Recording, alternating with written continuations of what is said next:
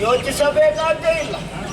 ಯಮ ನಿಯಮ ಆಸನ ಪ್ರಾಣಾಯಾಮ ಪ್ರತ್ಯಾಹಾರ ಧಾರಣ ಧ್ಯಾನ ಸಮಾಧಿ ನಮ್ಮಲ್ಲಿ ಇಲ್ವಾ? ಅಷ್ಟಾಂಗ ಯೋಗಗಳು. ಆ ಯೋಗಗಳಲ್ಲಿ ಸಿದ್ಧಯೋಗವು ಒಂದು. ಸಿದ್ಧಯೋಗದಲ್ಲಿ ಅಣುವಿನ ರೂಪವನ್ನು ತಳೆದು ಇವಳಿಗೂ ಗೊತ್ತಾಗದ ರೀತಿಯಲ್ಲಿ ಇವಳನ್ನು ಸೇರಿ ನನ್ನ ಮನಸ್ಸಿನ ಕಾಮನೆಗಳನ್ನು ತೀರಿಸಬೇಕು.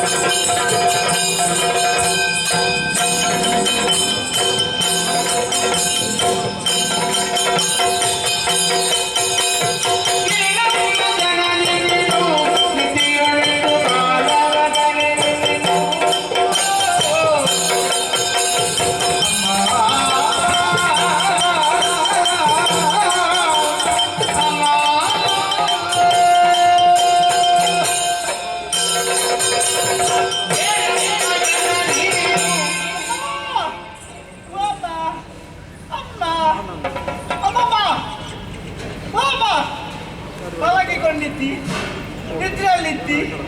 ಎಷ್ಟು ಸಮಯ ಆಯ್ತಂತ ನನಗೆ ಗೊತ್ತಿಲ್ಲ. ಅಮ್ಮ, ನೀನು ನಿದ್ರೆ ಮಾಡ್ತಾ ಇದ್ದೀಯಲ್ಲ, ಹೇಳಮ್ಮ.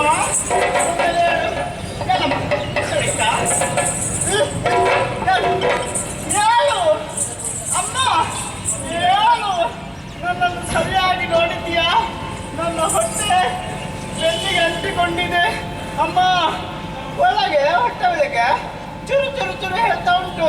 ಹಸಿವಾಗ್ತಾ ಇದೆ ಅಮ್ಮ. ಬಾಳ ಉಂಟ ಕಲ್ಲು ಸಕ್ಕರೆ ಹಾಲು ಕೊಡಮ್ಮ. ಅಮ್ಮ, ಹಸಿವೆ ಹೇಳೋದಿಲ್ವೇ?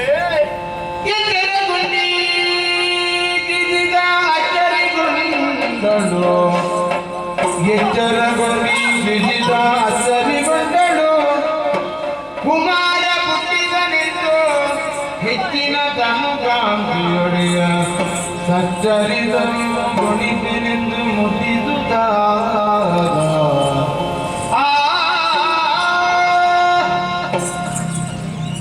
ಮತ್ತು ಇಲ್ಲಿ ನನ್ನ ಜೊತೆಲಿ ಅಪ್ಪ, ನನ್ನ ಜನ್ಮವೇ ಸಾರ್ಥಕವೇ. ಇಷ್ಟವರೆಗೆ ಮಗುವಿನ ಮುಖವನ್ನು ನೋಡ್ಬೇಕೆಂಬುದಾಗಿ ಅದೆಷ್ಟು ವರ್ಷದಿಂದ ಆಸೆಯಲ್ಲಿದ್ದವನು ನಾನು. ಫಲ ನನಗೆ ಸಿಗ್ಲಿಲ್ಲ. ಇವತ್ತು ಭಗವಂತ ಕರುಣಿಸಿದ. ಅಮ್ಮ, ಏನು ಚಂದ, ಏನು ಅಂತ ಇದೆ.